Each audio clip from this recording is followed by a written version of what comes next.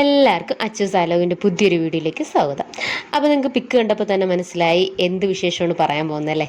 അപ്പം കോട്ടൂരുള്ള elephant rehabilitation സെൻറ്ററിനെ പറ്റിയാണ് ഞാനിത് പറയാൻ പോകുന്നത്. അവിടുത്തെ കാഴ്ചകളും വിശേഷങ്ങളും എല്ലാം ഈ വീഡിയോയിൽ ഇൻക്ലൂഡ് ചെയ്യുന്നുണ്ട്. പിന്നെ ഇതാണ് ഫ്രണ്ട് എൻട്രൻസ്, നല്ല പാർക്കിംഗ് സ്പേസും കാര്യങ്ങളൊക്കെ ഉണ്ട്. ഇപ്പോഴത്തെ ഇതാണ് സിറ്റുവേഷനാണ്. പിന്നെ കുറേ അവിടെ വർക്ക് നടക്കുന്നുണ്ട്. പിന്നെ നമ്മൾ ഈ ലോകത്ത് തന്നെ ഏറ്റവും വലിയ എലിഫൻസിന് വേണ്ടിയുള്ള ക്യൂർ ആൻഡ് കെയർ സെൻറ്റർ എന്ന് വേണമെങ്കിൽ പറയാം. നമ്മൾ ഇന്ത്യയിലെ തന്നെ ആദ്യത്തെ എലിഫൻറ്റ് റീഹാബിലിറ്റേഷൻ സെൻറ്ററും കൂടിയാണ്. 2008 ഇത് സ്റ്റാർട്ട് ചെയ്തത്. നമ്മൾ ഏകദേശം നമ്മൾ ട്രിവാൻഡ്രത്ത് നിന്ന് ഒരു 1 hour ഡ്രൈവ് കാണും ഇങ്ങോട്ട് കോട്ടൂരത്തോട്ട് ഇവിടെ എത്തിച്ചേരാൻ വേണ്ടി. പിന്നെ രാവിലെ 8 മണി തൊട്ട് 4:30 വരെയാണ് ഇവിടുത്തെ ടൈമിങ്സ്. എൻട്രി ഫീസും കാര്യങ്ങളൊക്കെ ഉണ്ട്. പക്ഷെ മൺഡേ ഹോളിഡേ ആണ്, അത് പ്രത്യേകം ശ്രദ്ധിക്കണം. പിന്നെ അവിടെ നിന്ന് കാഴ്ചക്ക് കാണാൻ വേണ്ടി കോട്ടേജ് സ്റ്റേ ഒക്കെ ഉണ്ട്, ഒരു കാൻറ്റീനും കാര്യങ്ങളൊക്കെ ഉണ്ട് അവിടെ. പിന്നെ ഏകദേശം കുറച്ച് പണിയൊക്കെ നടക്കുകയാണ്. അപ്പം അപ്കമിങ് അവരുടെ തന്നെ കുറച്ച് പ്രോജക്ട്സും കാര്യങ്ങളും ഉണ്ട്. അതൊക്കെ ഇതാകുമ്പോൾ കുറച്ചുകൂടെ വെൽ ഡെവലപ്ഡ് ആവുമെന്ന് വേണമെങ്കിൽ പറയാം. പിന്നെ ഫസ്റ്റ് തന്നെ ഒരു കാര്യം പറഞ്ഞിട്ട്, ആനകളെ പറ്റി വലുതായിട്ട് സംസാരിക്കാൻ ഞാൻ അങ്ങനെ വലിയ റിസർച്ചോ കാര്യങ്ങളോ ഒന്നും നടത്തിയിട്ടില്ല. ഞാൻ അവിടെ കണ്ട കാര്യങ്ങളും അറിഞ്ഞ കാര്യങ്ങളും നിങ്ങളോട് ഷെയർ ചെയ്യുന്നതേ ഉള്ളൂ. ഇത് ഞാൻ അവിടെ കണ്ട ഫസ്റ്റ് ആനയാണ് കേട്ടോ. എന്ന് പറഞ്ഞാൽ ഈ നമ്മളെ വഴിതെറ്റി പോകുന്ന ആനക്കുട്ടികൾ, പേപ്പർ വർക്ക്സ് ഇല്ലാത്ത ആനകൾ, അങ്ങനെയൊക്കെ എന്ന് വെച്ചാൽ അവരെ തിരിച്ച് പറഞ്ഞിട്ടാലും ഈ മനുഷ്യരെ ചൂര് തട്ടി അവരെ തിരിച്ച് കയറ്റില്ല, അങ്ങനെയൊക്കെ അവർ അവിടെ പറയുന്നത് കേട്ടോ. അങ്ങനത്തെ ആനകളെയാണ് ഇവിടെ സ്റ്റേ ചെയ്യുന്നത്. ഇവിടെ ടോട്ടൽ 17 ആനകളെ നമുക്ക് അവിടെ സ്റ്റേ ചെയ്യാൻ പറ്റും. പക്ഷേ ഇപ്പോൾ 15 ആനകളെ അവിടെ ഉള്ളൂ. പിന്നെ ഓരോ ആനകളുടെ സൈഡിൽ ഇങ്ങനെ പേര് താണ്ട മനു ഏജ് 8 എന്ന് എഴുതിയിട്ടുണ്ട്. ഓരോ പേരും അവരുടെ വയസ്സും കാര്യങ്ങളൊക്കെ എഴുതിയിട്ടുണ്ട്. കുട്ടി ആനകളും ഉണ്ട്, വലിയ ആനകളും ഉണ്ട്. പിന്നെ ചില ആനകളുണ്ട് അവർ കുറച്ചുകൂടെ കെയർ ചെയ്യുന്നതാണ്. അപ്പോൾ അവിടെ നിന്നൊരു സെക്യൂരിറ്റി ചേച്ചിയെടുത്ത് ഞാൻ ചോദിച്ചപ്പോഴാണ് പറഞ്ഞത്, ചില ആനകൾക്ക് മദപ്പാട് വരും. അപ്പോൾ അവർക്കൊരു 4-5 മാസം അവരെ കുറച്ചുകൂടെ പ്രത്യേകം ശ്രദ്ധിക്കാൻ, അടുത്തൊന്നും വലിയ പാപ്പാനല്ലാതെ വേറെ ആരും പോയില്ല എന്നാണ് പറയുന്നത്. അപ്പോൾ എന്ന് വെച്ചാൽ അവരുടെ ഈ ചെവിക്ക് എന്ന് വെച്ചാൽ തലയുടെ എവിടെയോ ഒരു ഭാഗത്ത് സൈഡിലായിട്ട് എന്തോ ഒരു പുണ്ണ് പോലെ എന്തോ ഒന്ന് വരും. അങ്ങനെ അതിൻ്റെ ഒരു ഫ്രസ്ട്രേഷനും കാര്യങ്ങളായിരിക്കും അവർക്ക്. അപ്പോൾ പാപ്പ മാത്രമേ ട്രീറ്റ് ചെയ്യുള്ളൂ, ഫുഡൊക്കെ കൊടുക്കുകയുള്ളൂ എന്നൊക്കെയാണ് പറയുന്നത്. അവരെ കൂടുതൽ പുറത്തൊന്നും ഇറക്കില്ല, നമ്മളെ വിസിറ്റേഴ്സിനെയും അടുത്തൊന്നും അലൗഡ് ചെയ്യില്ല എന്നൊക്കെയാണ് നമ്മളെ ചേച്ചി പറഞ്ഞിട്ടുള്ളത്. ആനകൾ മാത്രമല്ല, നമ്മൾക്കൊന്ന് കാടിനെ ചെറുതായിട്ടൊന്ന് തൊട്ടറിയണം, അല്ലെങ്കിൽ നമുക്കൊരു പീസ്ഫുൾ അറ്റ്മോസ്ഫിയർ വേണം എന്നൊക്കെ ഉണ്ടെങ്കിൽ നിങ്ങൾക്ക് ഡെഫിനറ്റ്ലി ഇങ്ങോട്ട് പോകാം. ഒരു ദിവസം സ്പെൻഡ് ചെയ്യാൻ പറ്റുന്ന പറ്റിയ ഒരു അറ്റ്മോസ്ഫിയറാണ്. നല്ല വല്ലാത്തൊരു റിലാക്സേഷൻ കിട്ടും കേട്ടോ. നമുക്കിതൊക്കെ കണ്ട് ഒന്ന് ജസ്റ്റ് നടക്കുക എന്നൊക്കെ പറഞ്ഞാൽ എനിക്ക് ഭയങ്കര അതൊക്കെ ഇഷ്ടമുള്ള ആളാണ് കേട്ടോ. എനിക്കെന്തായാലും നല്ലൊരു റിലാക്സേഷനായിരുന്നു അവിടെ നിന്ന് കിട്ടിയത്. നിങ്ങൾക്ക് നിങ്ങൾക്കത് എൻജോയ് ചെയ്യണം, അതൊരു പീസ്ഫുൾ അറ്റ്മോസ്ഫിയർ വേണമെങ്കിൽ നിങ്ങൾക്ക് ഡെഫിനറ്റ്ലി ഈ സ്പോട്ട് ചൂസ് ചെയ്യാം. പിന്നെ ഇത് കഴിഞ്ഞ് ഇത് ഏറ്റവും പ്രായം കൂടിയ അവിടുത്തെ ആനയാണ് കേട്ടോ. സോമൻ എന്നാണ് പേര്, 83 വയസ്സാണ്. പിന്നെ ചങ്ങലഴിക്കാൻ പോകുന്നതാണ് നിന്നെ നമ്മൾ അങ്ങോട്ട് പോകാതെ ഇങ്ങോട്ട് മാറിയത് കേട്ടോ. ഇത് നമുക്ക് ആ ടോപ്പ് വ്യൂ കാണുന്നതാണ്. അവിടെ ഫുൾ ഒരു ഇത്, പിന്നെ കുറേ അവിടെ പ്രോജക്റ്റ് നടക്കുന്നുണ്ട്, കാര്യങ്ങളുണ്ട്. പിന്നെ ഞാൻ എത്തിയപ്പോൾ തന്നെ കുറച്ച് ഡിലേ ആയി.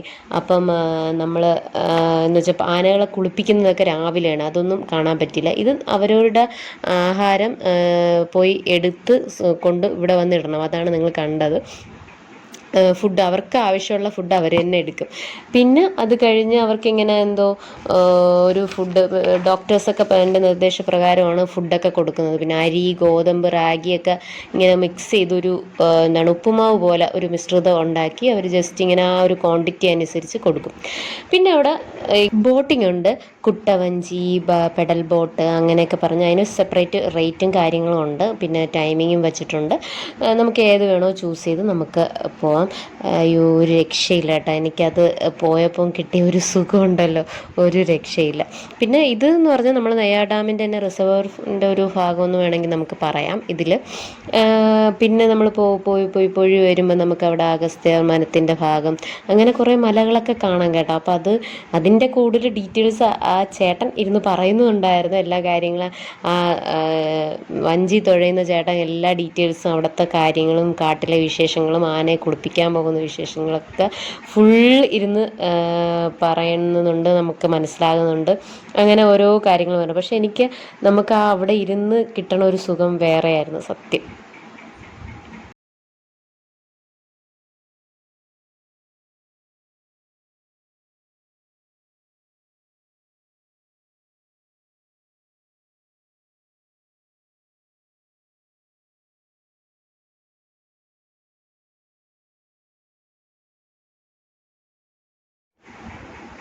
ഇതാ ചേട്ടൻ നമുക്ക് ആ ലെവൽ കാണിച്ചു. ചില സമയത്ത് വെള്ളം അത്ര വരെ പൊങ്ങി നിൽക്കും, ഇത്രയും ഇത് വരും എന്നൊക്കെ പറഞ്ഞു. പിന്നെ ഇവിടെ ഒരു ചീങ്കണ്ണി ഉണ്ടെന്ന് പറഞ്ഞിട്ടുണ്ട് കേട്ടോ മുതല. അപ്പം അവർ കണ്ടിട്ടുണ്ടെന്നും പറഞ്ഞ് അത് പുറത്തുനിന്ന് കൊണ്ടിട്ടതാണെന്നൊക്കെ അവർ പറഞ്ഞിട്ടുണ്ട്.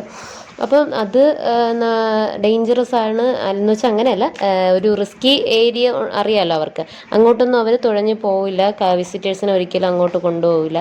അതൊക്കെ അവരുടെ അടുത്ത് അവർക്ക് റിസ്ക് ആണ്, അവരുടെ ഇതൊക്കെ ആണെങ്കിൽ നമുക്ക് കൊണ്ടുപോകില്ല. അവർക്കൊരു ബോർഡർ ലൈനൊക്കെ ഉണ്ട് കൊണ്ടുപോയിട്ട് കാര്യങ്ങൾ ചെയ്യുന്നത് ഇതൊക്കെ. അപ്പം അങ്ങനെ അവരും അത് അങ്ങനെ ഗൈഡ് ചെയ്ത് കൊണ്ടുപോകുള്ളൂ.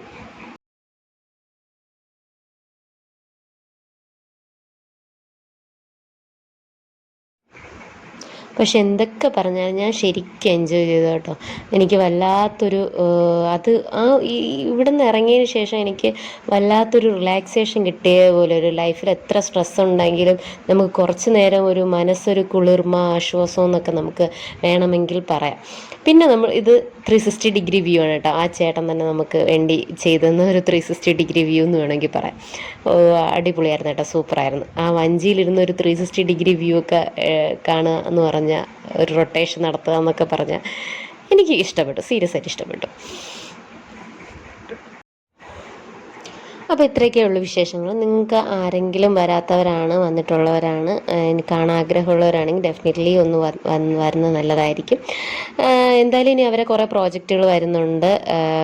ഹോസ്പിറ്റലും ലാബ് വർക്ക്സും ഗാലറി, മ്യൂസിയം അങ്ങനെയൊക്കെ പറഞ്ഞ് കുറേ വർക്ക്. അപ്പോൾ ഇതൊക്കെ വരുമ്പം ഡെഫിനറ്റ്ലി അത് സൂപ്പറായിരിക്കും. ഇത് മൊത്തത്തിൽ കാണാൻ ഭയങ്കര ഒരു സൂപ്പറായിരിക്കും. എത്രയോ കോടി പ്രോജക്റ്റാണ് അവരത് ചെയ്യുന്നത്, പാപ്പാമാർക്കുള്ള സ്റ്റേ കാര്യങ്ങൾ. അപ്പം വീഡിയോ ഇഷ്ടപ്പെട്ട ലൈക്ക്, ഷെയർ, കമൻറ്റ് ചെയ്യുക. അപ്പോൾ അടുത്ത വീഡിയോ കാണാം. താങ്ക്